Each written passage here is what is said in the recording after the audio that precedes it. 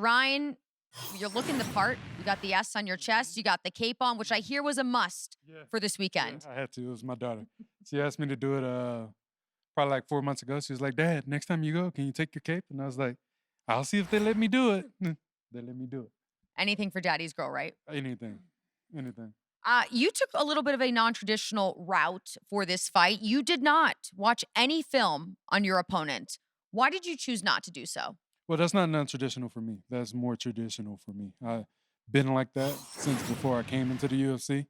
And it's just something I did. Like maybe coach would get me to watch maybe one thing, but it's not nothing I study because I don't really focus on it. I like to focus on one thing at a time, day at a time.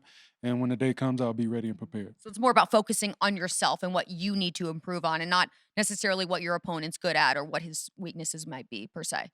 Precisely. You have a lot more experience inside the octagon in the UFC than your opponent. You think this is going to play to your advantage this weekend? We'll see. Hopefully it does. Like I just want to show up, be present, let God use me, and we'll see what comes from there.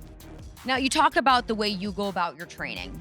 You talked about in the fighter meetings the losses that you've sustained in your career and that they weren't the result of your opponents beating you, but rather you beating yourself. For sure. So how did you change your training to move forward and, get into a position where you no longer are going to beat yourself? Well, I've been kind of beating it into everybody's head, and I've been saying it almost like I'm on repeat. But I've been wanting to stay consistent in the work that I've been doing coming up into this. I've been training since I don't know, and that's the first time I can say that since New York, maybe.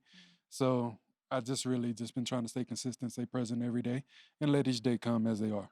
Does staying more consistent maybe mean being more active this year as well? That's the plan. Okay. How active would you like to be after this weekend? Uh, it's hard to say.